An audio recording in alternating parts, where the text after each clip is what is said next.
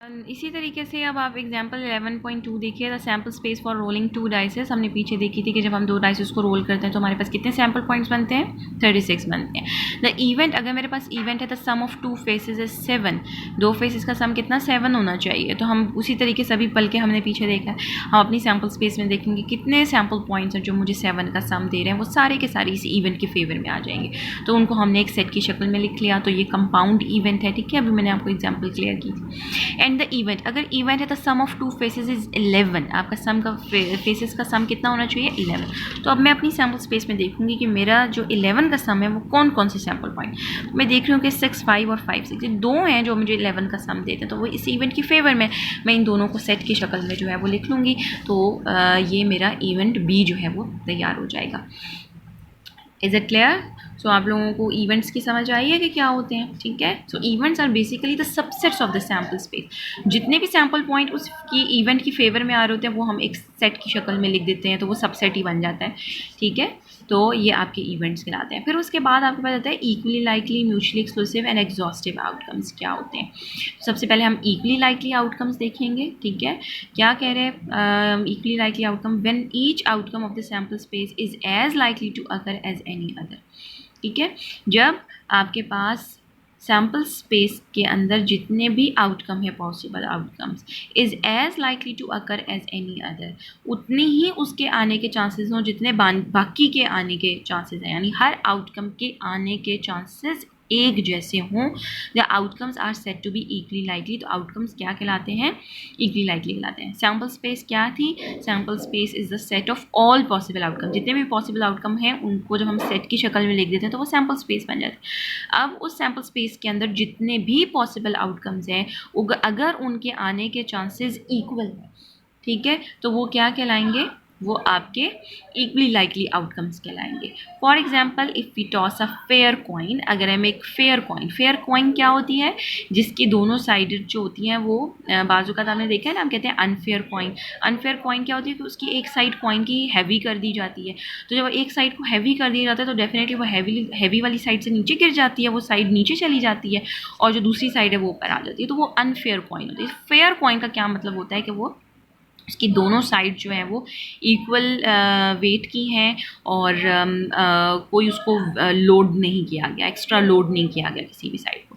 तो if we toss a fair coin, the head is as likely to occur as a tail. तो head के आने के chances भी उतने ही हैं जितने टेल के हैं। कभी आपने देखा है कि आप एक कॉइन को, जब हम कोई भी किसी के साथ बेट लगाते हैं तो हम हमेशा कॉइन को टॉस करते हैं, 2 लोग अगर कर रहे होते हैं तो हेड आ गया, जो भी हेड आ गया, टेल आ गया, तो जो भी विन कर जाएगा। तो उसमें किसी को कोई डाउट नहीं होता, ठीक है, क्योंकि हमें पता है कि हेड के आने के भी चांसेस उतने ही हैं जितने टेल के आने के चांसेस हैं। Head is as likely to occur as a tell.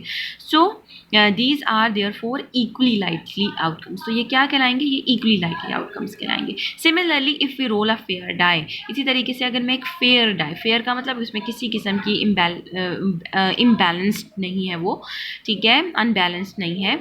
If we roll a fair die, अगर मैं एक फेयर डाई को रोल करूँ, each of the 6 faces is as likely to occur as the other. जितनी भी 6 faces हैं उनके आने के चांसेस एक हैं। अब जब आप लूडो खेलते हैं तो क्या होता है, हमें पता है कि हम एक डाई को रोल करते हैं तो 1 के आने के चांसेस भी उतनी है, 2 के भी आने के, 3 के भी, 4 के भी, 5 के भी, 6 के भी। They are all equally likely to अकर।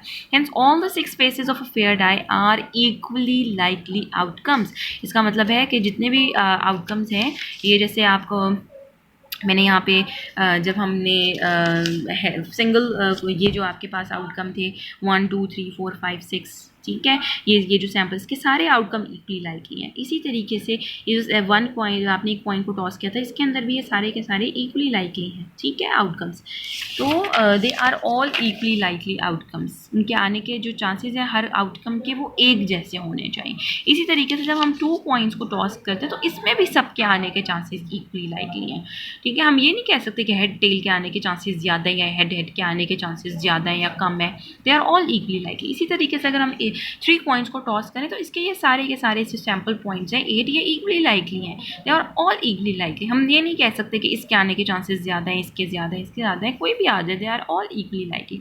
इसी तरीके से जब आप 2 डाइस को रोल करते हैं 36 सैम्पल पॉइंट्स हैं, इनके आने के हर एक नंबर जो आपके पास सैम्पल पॉइंट है 1 2 1 3 1 4 सबके आने के चांसेस इक्वल हैं, so they are all equally likely outcomes. फिर आ जाता है आपके पास म्यूचुअली एक्सक्लूसिव। म्यूचुअली एक्सक्लूसिव हमने पीछे भी इवेंट देखा था, अब यहाँ पे भी देखते हैं कि आउटकम क्या होता है। If the occurrence of an outcome prevents the occurrence of the other outcome, क्या कह रहे हैं कि एक आउटकम की अकरेंस दूसरे आउटकम की अकरेंस को रोक दे, प्रिवेंट कर दे।